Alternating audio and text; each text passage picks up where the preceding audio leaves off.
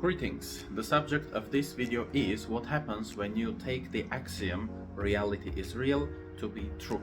And if you don't know what an axiom is and what's the difference between an axiom and a belief, check out my previous video, okay?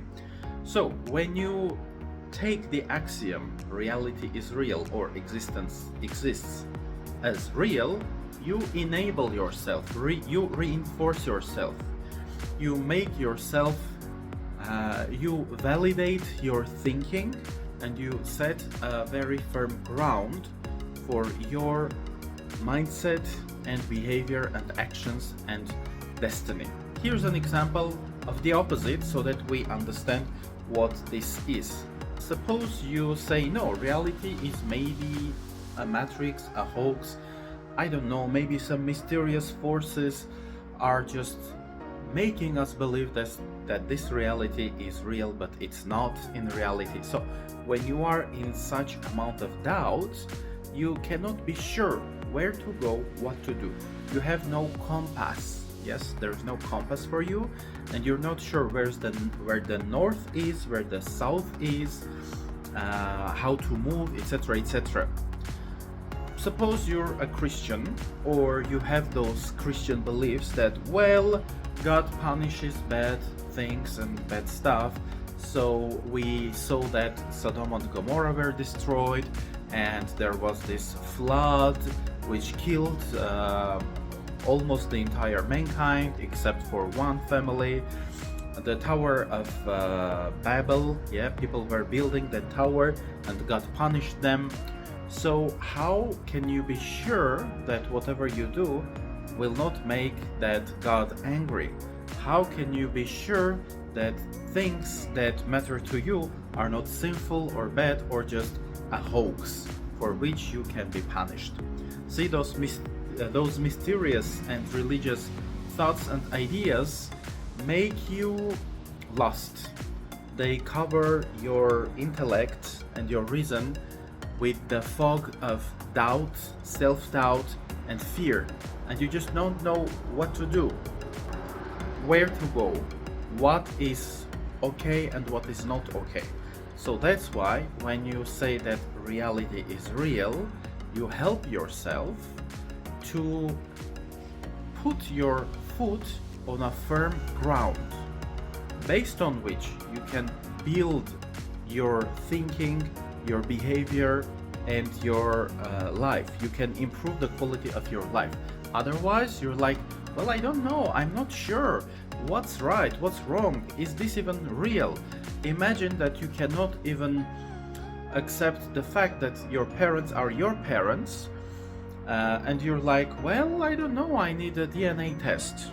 And then, even if you have the DNA test, if you're taking skepticism and you're going hardcore on it, you can even go, well, what if the doctors have changed that DNA test results? Those results. So doubt and fear can paralyze you if you become psychopathic about it. So that's why it's important to ask yourself, is this wall, this person, and you yourself, are those things real or not? And think what the answer changes in your thinking, in your behavior, how it affects your quality of life and your daily choices, like, shall I do this or that? Shall I invest into my future, or shall I just be dependent on God's grace, on some kind people, on the president or some leader, etc., etc. And of course you will build stuff based on those answers. In programming we have this interesting again, maybe I can call it an axiom, or this interesting paradigm: garbage in, garbage out. It means if your programming is bad, the program that you're making, through bad programming, will also be bad. So if you put a lot of garbage into your mind and you're like, well, I'm not sure, I don't know, maybe this reality is real, but maybe it's all a hoax, if you allow that doubt exist and you're like, I simply don't know, then it means your actions will have this quality of doubtfulness, and all your actions, all your thoughts will be colored into this color of doubtedness. And sometimes you can make a step further and then a step backward, or sometimes maybe you'll want to step forward, but your thoughts will be, well, is it worth it? Is this even real? Does this matter? Will it be okay for some being or some forces that create this reality?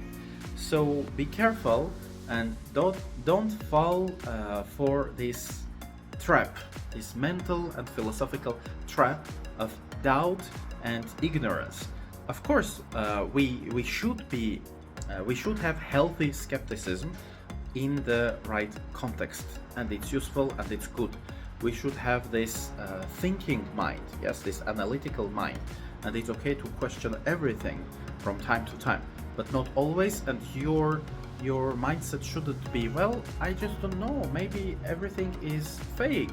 So if everything is fake, why shall I think of myself? My ego is bad, it is fake, it destroys my life in the other reality, so I shouldn't invest myself into this reality. You see how many negative thoughts, negative and paralyzing thoughts, this one question can give you. Is reality real or not?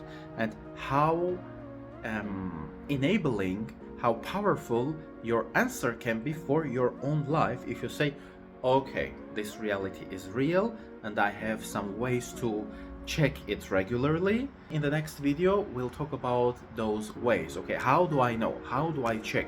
Is reality real or not?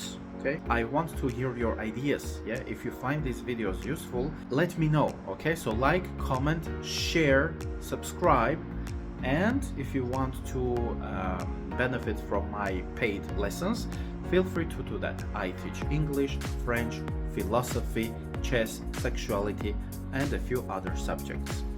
Have a good one. See you soon.